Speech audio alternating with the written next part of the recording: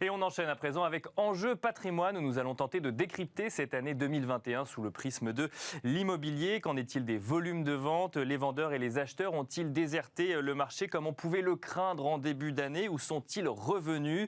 Et s'ils sont revenus, où sont-ils revenus? Mais quelles conditions de crédit également à prendre en compte en cette fin d'année? Nous faisons le point avec Laurent Vimont, président de Century 21. Bonjour Laurent Vimont. Bonjour. Bienvenue sur ce plateau et nous faisons le point également avec Cécile Roclor, directrice des études d'Empruntis. Bonjour Cécile Roclor. Bonjour Nicolas. On va voir avec vous les conditions de crédit qui se durcissent peut-être un petit peu sur 2022 pardon, et également l'évolution des taux. Mais on va commencer avec vous, Laurent Vimont, sur ce marché immobilier français. Alors c'est des réalités différentes dans des zones géographiques différentes, mais de manière générale, globalement, l'année se termine dans quelques semaines. Quel est le bilan que vous pouvez faire de cette année française immobilière, Laurent Vimont? Un miracle. Un miracle. L'immobilier est un miraculé du Covid, puisqu'on va atteindre 1 100 000 transactions en 2021, ce que personne n'avait imaginé en début d'année. Moi, j'avais appris à dire, je ne sais pas, quand on m'interrogeait pendant la crise du Covid, je ne savais pas ce qui allait se passer. Et on peut dire que c'est un marché qui a été tenu par les taux d'intérêt, et puis surtout des comportements des Français qui ont décidé de mieux vivre, et qui, pour un nombre important d'entre eux, ont décidé de quitter des grandes agglomérations pour faire des sauts de puce, quelques kilomètres, et acheter un logement avec ou un jardin, ou une terrasse, ou un balcon, mais en tout cas une pièce de plus. Donc c'est un marché incroyable. Donc vous avez vu cet exode qu'on imaginait en début d'année d'un certain nombre d'acquéreurs? C'est pas l'exode, on part loin. Là, c'est quelques sauts de puce. Ce sont des gens qui choisissent d'habiter à 3-4 km de leur lieu de travail. On va prendre la première banlieue, première couronne parisienne. Et puis l'autre élément qui est super important, c'est les investisseurs. En 2021, il y a une vente sur 3 qui a été faite à investisseurs, contre à peu près de 15% il y a 5 ans ou 6 ans, donc un marché qui explose. Un marché donc de l'investissement qui explose.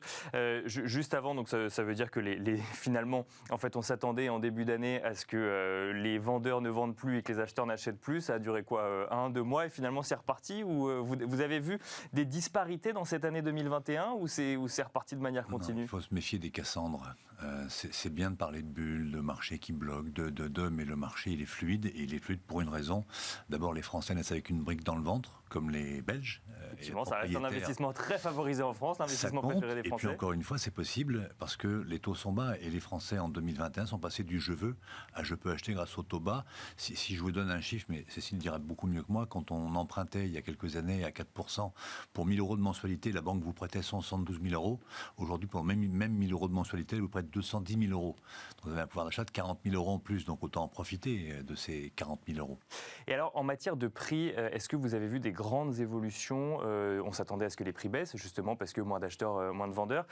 Ça a été le cas aujourd'hui. Alors, peut-être, il y a certaines villes où on a vu les prix monter, effectivement, mais de manière générale, comment se portent les prix de l'immobilier en cette fin d'année? Alors, dans un marché déficitaire, la règle de l'offre et de la demande fait qu'en général, les prix ne baissent pas quand il y a plus de gens qui veulent acheter que de gens qui veulent vendre. C'est ce qui s'est passé en 2021. Et on a vu un rattrapage des sous-préfectures, villes de province qui avaient été un petit peu délaissées dans les années 2010 à 2020, avec de fortes hausses, 6, 7, 8, 9, 10% pour certaines. En revanche, les grandes villes de France, les grandes agglomérations, Paris, Lyon, Marseille, Bordeaux, elles ont ralenti un petit peu. Je ne parle pas de baisse. Paris, on a parlé d'une baisse qui est de 0,3, 0,4%, ce qui est une correction. Le marché a redémarré depuis le 3e trimestre 2021 à Paris en particulier, et il y a un volume de vente extrêmement important parce que Paris reste Paris, et Paris, en revanche, n'est pas la France. Paris n'est pas la France, effectivement. Vous nous parliez de saut de puce tout à l'heure, donc effectivement, on ne parle pas d'exode, mais de saut de puce. Est-ce que vous avez vu quand même sur cette année une évolution des critères de ceux qui voulaient acquérir, non pas pour investir, mais pour y vivre, avec potentiellement un balcon, peut-être un accès à un jardin, ou juste la proximité d'un parc ou d'un espace vert? C'est le mieux vivre. Il y a de nombreux ménages français qui ont été confinés dans 70 mètres carrés à 3 ou 4 personnes, ce qui est un peu compliqué, et qu'on dit plus jamais ça. Et donc ils ont décidé de réaliser un patrimoine qui était important, 700 000 euros dans Paris, 70 mètres carrés. 700 000 euros que vous déplacez de 5 km, ça fait 100 mètres carrés. Et donc c'est bien, ou bien un balcon, ou bien une terrasse, ou bien une pièce de plus. Dans tous les cas, mieux vivre son logement et profiter des plus-values importantes des grandes agglomérations pour se déplacer un petit peu et avoir un logement plus grand et plus confortable. Ça, c'est un vrai phénomène. Est-ce que ça veut dire que le bien petit vit en centre-ville, qui n'a pas accès à beaucoup de lumière, lui a perdu de la valeur alors qu'il y a quelques années, il aurait pu bénéficier d'une euphorie liée au quartier ou autre? Non, il ne perd pas de valeur parce qu'avec 1 100 000 transactions, il y a quand même un marché très dynamique. Donc le marché a ralenti un peu ses volumes. Moi, j'ai dit l'autre jour, on est passé de la frénésie à la raison. Et le marché, il est en train de corriger gentiment. Il atterrit en douceur. Et donc, sur le marché, avec des taux qui restent historiquement bas aujourd'hui, on risque d'avoir une année 2022 qui ressemble étrangement à 2021. Avec toujours potentiellement donc, ces sous-préfectures dont vous nous parliez qui avaient mis un petit peu plus de temps à démarrer en matière de hausse des prix, qui, elles, vont continuer à être sur une dynamique, un marché immobilier dynamique sur l'année qui arrive. Mais ça ne vous étonnerait pas. Probable. Je ne serais pas étonné. Voilà, c'est une bonne synthèse. Et en ce qui concerne les grandes villes, quand on parle de Lyon, Bordeaux, Marseille ou Paris, là, pareil, vous pensez que le marché, vous seriez étonné que le marché reparte à la hausse, ou au contraire, vous ne seriez pas étonné qu'il reste un petit peu plus calme? De retour, je ne sais pas dans quelle proportion, on va peut-être mettre de côté les hausses de 10% qu'on a connues entre 2010 et 2021, mais ce qui est certain, c'est que le marché est dynamique. La différence, c'est qu'il y a un équilibre un peu plus important entre les acheteurs et les vendeurs. On a connu à Paris une époque où vous aviez 50 acheteurs pour un vendeur. Aujourd'hui, ils sont plus que 20. Entre parenthèses, donc il y a une vraie pénurie, il manque en France entre 500 000 et 800 000 logements, donc dans ce type de marché, il ne faut pas imaginer des baisses de prix durables, sauf s'il y a un retour important de la hausse des taux. Cécile Reclor, ça fait une transition toute trouvée vers justement votre analyse de cette année 2021, les taux. Alors les taux, on a l'impression qu'ils sont restés quand même globalement bas toute l'année.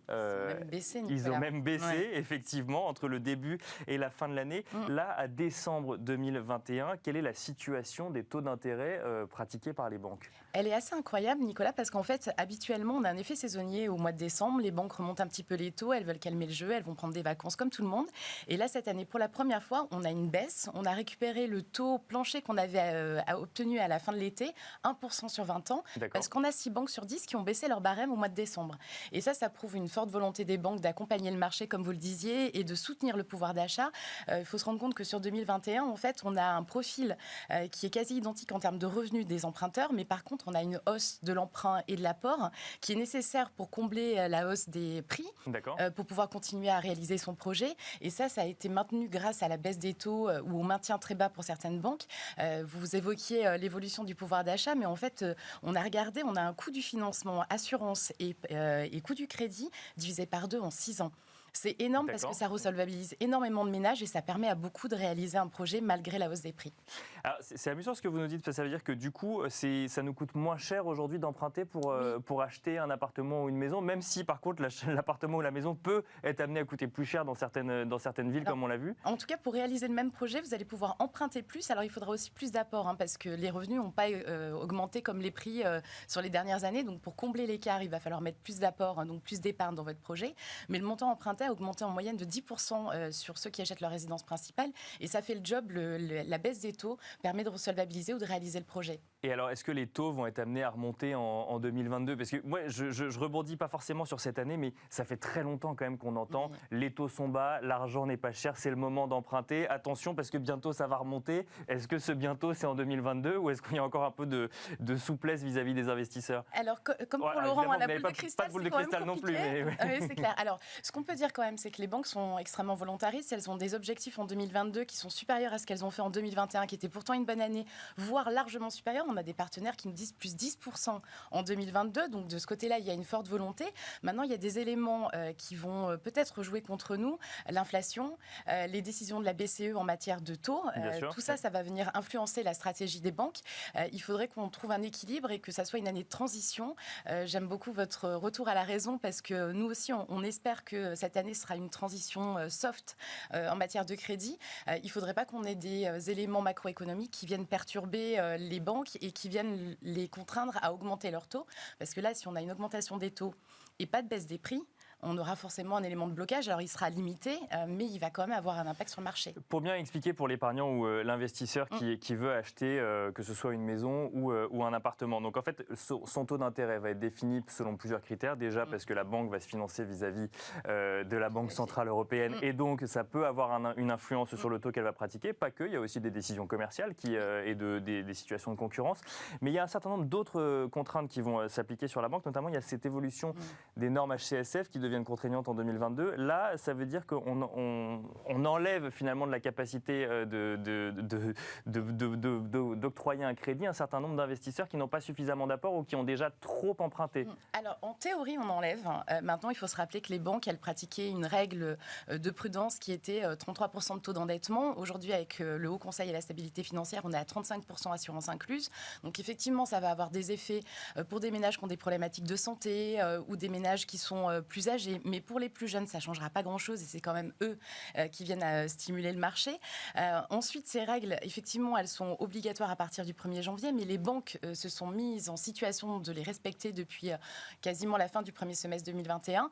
Donc, on va plutôt avoir des ajustements qui sont à la marge. Et puis, il faut se rappeler que les banques, elles ont 20% de leur production de nouveaux crédits sur lesquels elles peuvent déroger à ces critères, 35% et 25 ans de durée. Et 20%, ça permet quand même à de nombreux projets de passer. Si toutefois vous respectez quelques règles, on a un retour à des fondamentaux de marché en matière de financement.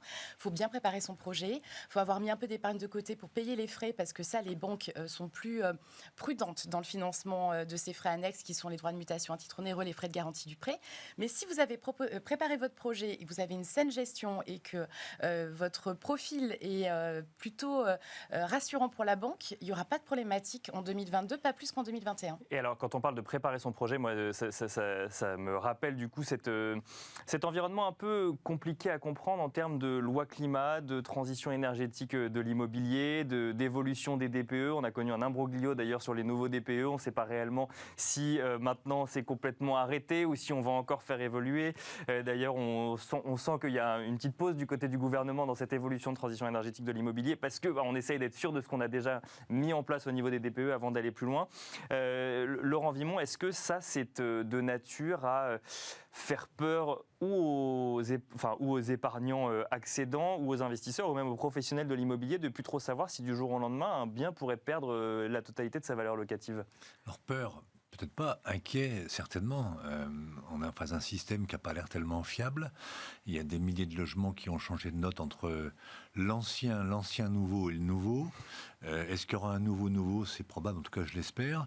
Mais dans tous les cas, ce dispositif, il exclut du marché de la location entre 4,5 millions d'après le gouvernement et 7 ou 8 millions de logements.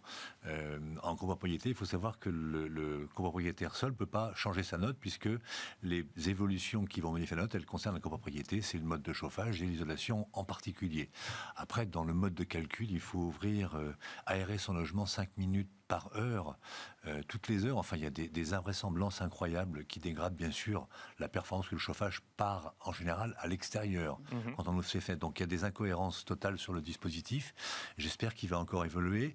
La contrainte, c'est que des logements ne seront plus louables entre 2023 et 2024, je crois, ou 24-25, j'ai plus les bonnes années en tête. Ça aura sûrement un impact sur le marché, lequel je ne le sais pas. Mais encore une fois, la conséquence est dramatique. C'est le locataire. C'est-à-dire que si vous faites sortir du marché 5 millions de logements, il y a 5 millions de locataires qui ne pourront pas se loger. Mais c'est quand même une équation assez compliquée pour le gouvernement, parce que d'un côté, il faut que l'immobilier amorce sa transition énergétique, quand je dis amorce, ou en tout cas la continue, et de l'autre côté, effectivement, il faut continuer à pouvoir loger les gens, et donc il faut d'un côté forcer ceux qui peuvent faire cette transition à la faire, et de l'autre éviter de se retrouver avec encore plus de logements non disponibles, entre guillemets, pour les locataires. Sauf si le thermomètre est cassé.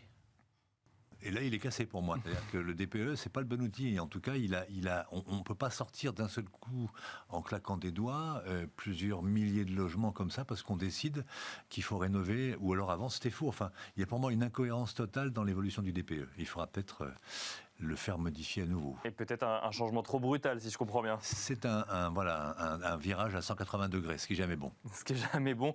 Cécile Roclor, quand vous échangez avec les banques ou même quand Empruntis se discute avec les investisseurs, cette notion de DPE, de ces fameux DPE notés G, F ou E qui vont sortir progressivement du parc locatif, c'est quelque chose qu'on prend en compte quand on regarde la valeur d'un bien et quand on regarde le projet d'un épargnant? Alors on le regarde surtout côté financement parce qu'en fait, si vous voulez achetez un bien et que vous êtes aux alentours de 30 ou voire un peu plus % de taux d'endettement, votre marge de manœuvre pour rénover le logement, elle est extrêmement limitée. Et la banque va regarder ça. Si j'achète un bien en catégorie F ou G et que j'ai pas beaucoup de ressorts financiers pour ensuite financer la rénovation énergétique, ça peut être un point de blocage pour mon projet, sauf à être investisseur locatif où là, pour le coup, il y a des loyers qui vont être perçus et donc ça peut faire le job de remplacer une partie du taux d'endettement. Encore faut-il avoir la trésorerie quand même pour faire les travaux à un moment. Mais c'est pour ça d'ailleurs qu'il y a de plus en plus de banques qui vont privilégier les multi-investisseurs et qui vont préférer financer un multi-investisseur qui au moins a son deuxième bien parce qu'on sait qu'il y a déjà un socle de loyer perçu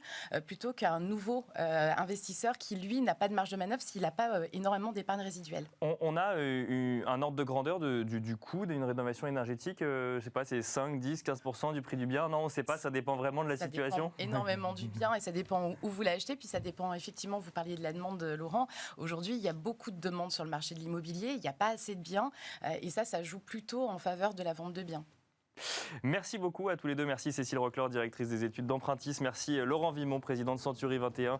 Merci de nous avoir d'être venu faire un premier bilan de ce marché immobilier sur l'année qui vient de s'écouler, mais également de nous avoir partagé ce qui va l'animer ou en tout cas ce qui pourrait faire jouer ce marché immobilier en 2022. Et on se retrouve demain pour un nouveau numéro de Smart Patrimoine.